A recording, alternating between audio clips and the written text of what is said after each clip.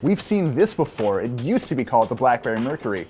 Now we're here in Barcelona and this little guy has a different name and we know a whole lot more about it. Say hello to the BlackBerry KEYone. Let's take a closer look.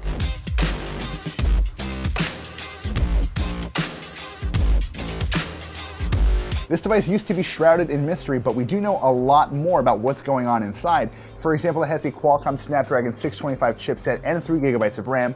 That isn't the fastest chip out there, you're right, but in my experience playing with this not quite final BlackBerry, it runs really smoothly. There's a lot to like about how fluid and dynamic everything feels. It might not be the best media machine out there, and that's sort of by design. It does have a 3:2 aspect ratio screen, which is a little out there, but BlackBerry admits this is a device for professionals. This is for people who want to bang out messages and generally stay on top of their stuff. Media wasn't a huge concern. The BlackBerry KEYone also has a 12 megapixel camera specifically sourced from Sony, which in my brief experience has been actually pretty good. Lots of bright colors and a decent amount of detail. This is a sensor we've seen before, so none of that really is a surprise. Now, this is a device, maybe more than any other at the show this year, that's meant to get things done, and part of that is due to the 3,505 milliamp hour battery in the back. That is rated for about 2 days of use on a single charge, and we're looking forward to seeing how those claims stack up.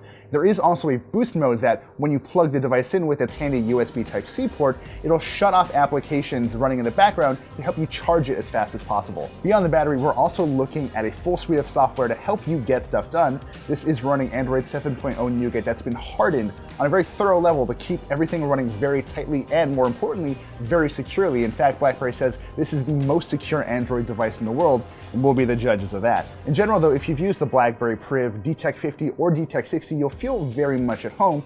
You've got the traditional app launcher. You can swipe over to the tab and see at a glance what's in your to-do list, what's in your calendar, and who has contacted you recently, so it's very easy to kind of jump in and out of your tasks for the day. And I really can't overstate this enough. This is, without a doubt, the most comfortable BlackBerry I've held in a really, really long time. I thought the DTEK 50 was a little too thin. I thought the BlackBerry Priv was a little too thick. This, friends, is really something special. It has an aluminum frame, it has a Gorilla Glass 4 plate on the front covering the screen. This is BlackBerry and TCL, for that matter, really working at their best. This is a truly exciting device, especially from a brand that a lot of us have just really kind of written off. Between the device's mid-range specs and this really, frankly, lovely QWERTY keyboard, it's pretty safe to say the BlackBerry KEYone is not for everybody, but I have a pretty strong suspicion that the people this is meant for are gonna love it. You'll be able to pick one up for about $549 when this device launches. We don't know when that's happening yet. You will be able to buy it unlocked, but BlackBerry is also working with carriers in the US and Canada to get these in your hands fairly soon. For more about the BlackBerry KEYone and really what everyone else is doing here in Barcelona, stay tuned to Engadget's Mobile World Congress coverage.